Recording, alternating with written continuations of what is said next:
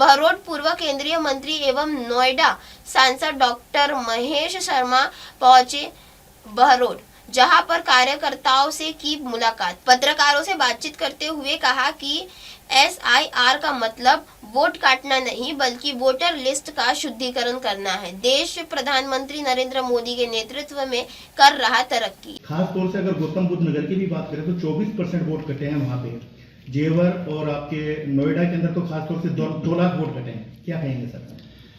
देखिए, SIR vote काटने और वोट बढ़ाने के लिए नहीं थे। SIR वोटर लिस्ट की शुद्धिकरण के लिए था।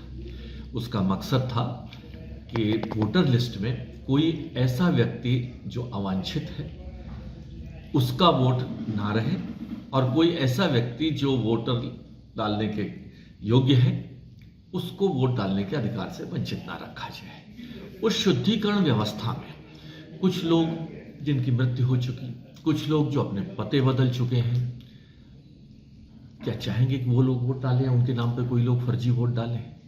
ये शुद्धिकरण का विषय था जिसका रिजल्ट बिहार में देखा गया।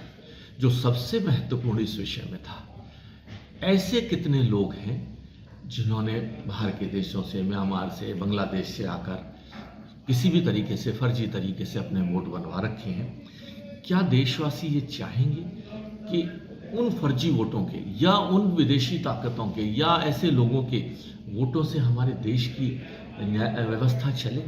क्या हमारे सांसद, विधायक, मुख्यमंत्री, प्रधानमंत्री ऐसे लोगों के वोटों से बनने चाहिए?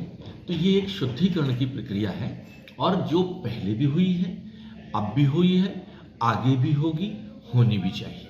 सर, मोदी जी का विजन बिहार के बाद जिस तरह की विषम परिस्थितियां वैश्विक स्तर पर चल रही हैं, जिस तरह की राजनीतिक उथल पुथल, अमेरिका जैसा देश एक तरफ, वेनेजुएला की स्थिति, यूक्रेन की स्थिति और रशिया की स्थिति, आज इस तरह से देश एक विश्व युद्ध के मुहाने पर खड़ा है। विश्व युद्ध के मुहाने पर खड़ा हुआ है।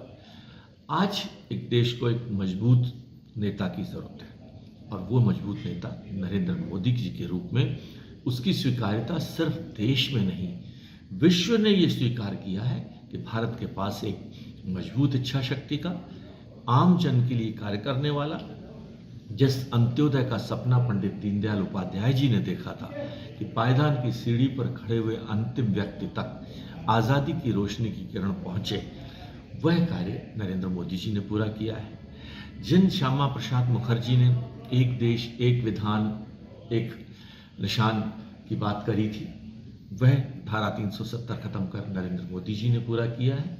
तो आज देश के लोगों का पूरा विश्वास है कि हमारे देश के पास एक मजबूत नेता है, चाहे अमेरिका टैरिफ लगाए या कहीं से हमें अपनी ऊर्जा की ज़रूरतों को पूरा करने का चैलेंज हो, हम सब कुछ करने के लिए तैयार हैं और वह नेता है नरेंद्र मोदी। अब इस नरेंद्र मोदी जी की ज़रूरत, वेस्ट बंगाल इस विचारधारा से थोड़ा अलग थलग पड़ा हुआ है। आज उसको पूर्ति करने के लिए वेस्ट बंगाल में भी लोगों ने मन बना लिया है कि अगली सरकार नरेंद्र मोदी जी की भारतीय जनता पार्टी नीति सरकार, वहाँ NDA नीति सरकार वहाँ पर बनेगी। सर, आपने बंदे भाग खड़ी हुई, क्या कहेंगे सर इस कार्रवाई? देखिए, ममता बनर्जी एक राजनीतिक, एक व्यवस्था के एक संवैधानिक पद पर है, उन्हें शोभा नहीं देता। उन्हें कोई आपत्ति थी, आपत्ति है तो कोर्ट जाएं, कचहरी जाएं, जनता के बीच में जाएं। हमारी सबसे बड़ी अदालत तो जनता है ना। अगर जनता उनकी कार्रवाई को सहमत करेगी तो 3 महीने में परिणाम आ जाएंगे, वो जाए। क्या जरूरत पड़ी थी उन्हें कि अपनी जाकर उस फाइल वहां से दबाकर भागी? कौन से आज उसी कार्रवाई के लिए तो ईडी वहां गई थी। जब ये विषय आया कि कोयला की खदानों के विषय के अंदर कोयला में कहीं ना कहीं ईडी का जो दुरुपयोग देखने के लिए कि उसमें क्या दुरुपयोग था, ईडी गई वहाँ। ईडी एक संवैधानिक संस्था है, उसके साथ इस तरह का व्यवहार उचित नहीं है। तो मैं समझता हूँ शर्मा। कांग्रेस नरेगा के नाम को लेकर धरना प्रदर्शन कर रही है, अब भाजपा का नाम बदलने में लगी हुई है। देखिए, कांग्रेस समय में कल्चर था कि अगर गांधी शब्द, नेहरू शब्द से बाद, गांधी शब्द उन्होंने महात्मा गांधी से लिया, उनके परिवार का नाम गांधी नहीं था। उस नाम गांधी शब्द के नाम से हवाई अड्डे से लेकर रेलवे से योजनाओं से लेकर उन्होंने नाम दिया। गांधी के प्रति जितना सम्मान नरेंद्र मोदी जी की सरकार ने किया है। मैं स्वयं मंत्री रहा हूँ संस्कृति मंत्रालय का, पूरी श्रद्धा भाव से पूरा देश समर्पित है। लेकिन जब नई व्यवस्थाएं आती, नई चीज के साथ शुरू होती हैं, आज जितनी व्यवस्थाओं में जो बदलाव लाए गए, मनरेगा पर प्रश्न चिन्ह उठे, खुद कांग्रेस ने स्वीकार किया कि उसमें भ्रष्टाचार एक लिमिट तक बना हुआ है, 100 से बढ़ाकर 125 किया गया, जांचें हुई, व्यवस्थाओं को डिसेंट्रलाइज किया गया। अब न्याय पंचायत तय करेगी कि कहाँ गड्ढा खुदेगा, कहाँ जल संरक्षण होगा, ये न्याय पंचायत तय करेगी, ना कि ऊपर बैठे नेता तय करेंगे या अधिकारी तय करेंगे। तो एक नई व्यवस्था, नई चीज शुरू हुई। अब आप कहेंगे कि आपके पिछले बेटे का नाम भी राम सिंह था, तो अगले बेटे का नाम भी राम सिंह ही रखें आप। ये किस किताब में लिखा है? हमने ये तो नहीं कहा कि राम सिंह गलत थे, हमने ये भी नहीं कहा कि मनरेगा, आपने मनरेगा रखा था, हमारी सरकार आई है, नई व्यवस्था, नए परिवर्तन, नए चेहरे के साथ, नई नेतृत्व के साथ, उसका नाम हमने रखा। सर, दिल्ली में अवैध मस्जिद जो अवैध है, क्या उसके साथ कोई है क्या? अवैध शब्द किसी चीज के लिए भी लगे। अवैध अगर कोई व्यक्ति आया है हमारे देश में, अवैध अगर किसी सरकारी जमीन पर या किसी की जमीन पर कोई कंस्ट्रक्शन किसी ने किया है, जिस पर एक बार शब्द अवैध लग गया, तो कोई कोर्ट, कोई कचहरी, कोई आम जनता उसका सहयोग नहीं करेगी, बजाय इसके कि जिनको व्यक्तिगत फायदा हो रहा हो। उन अवैध व्यवस्थाओं से मैं वहाँ रहा हूँ, मैं मौलाना आजाद मेडिकल कॉलेज का भी रहा हूँ कुछ समय तक। वो देखकर घबराहट होती थी। वो एरिया इस मस्जिद के बहाने पर उससे 4 गुनी जमीन पर ये अतिक्रमण था, जिससे रोगियों को सुविधा और दिल्ली आने जाने वाले लोगों के नाम पर वो एक कलंक, पैच वर्क लगता था। उसको साफ किया, मस्जिद को कहीं उसकी ईंट का टुकड़ा भी वहाँ से नहीं हटा, सबने माना है ये। हाँ, जिनके हित साधक हो रहे थे उनको जरूर कष्ट हुआ होगा।